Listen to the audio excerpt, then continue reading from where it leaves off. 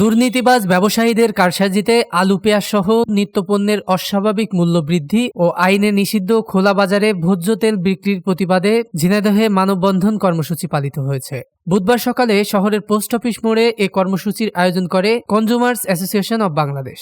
এতে banner festoon নিয়ে সংগঠনের নেতৃবৃন্দ সহ নানা শ্রেণী পেশার মানুষ অংশ নেয়। কর্মসূচিতে ক্যাবের সভাপতি আমিনুর রহমান টুকু, সাধারণ সম্পাদক শরীফা খাতুন, সদস্য এনএম শাহজালাল, কৃষিবিদ আহমেদ হোসেন, আব্দুল মজিদ, সাংবাদিক ও আইনজীবী আলাউদ্দিন আজাদ, চ্যানেল 24 এর প্রতিনিধি সাদ্দাম হোসেন, বৈষম্য বিরোধী ছাত্র আন্দোলনের প্রতিনিধি শারমিন সুলতানা সহ অন্যান্যরা বক্তব্য রাখেন। বক্তারা আলু পেঁয়াজ সহ নিত্যপণ্যের মূল্য বৃদ্ধিতে দুর্নীতিবাজ ব্যবসায়ীদের কারসাজি ও সিন্ডিকেটকে দায়ী করে দ্রুত এদের বিরুদ্ধে ব্যবস্থা নেওয়ার দাবি জানান। সেই সাথে খোলা বাজারে ভোজ্য তেল বিক্রি আইনে নিষিদ্ধ হলেও তা অবাধে বিক্রি দ্রুত বন্ধ করারও দাবি জানান। এর আগে শহরের পুরাতন ডিসি কোর্ট চত্বর থেকে একটি র্যালি বের করা হয়। র্যালিটি শহরের বিভিন্ন সড়ক ঘুরে পোস্ট অফিস মোড়ে গিয়ে শেষ হয়। মানববন্ধন শেষে জেলা প্রশাসকের মাধ্যমে ভোক্তা অধিকার সংরক্ষণ অধিদপ্তরের মহাপরিচালকের বরাবর স্মারকলিপি প্রদান করা হয়। ঝিনাইদহ থেকে বশির আহমেদের তথ্য ও ভিডিও চিত্রে ডেস্ক রিপোর্ট।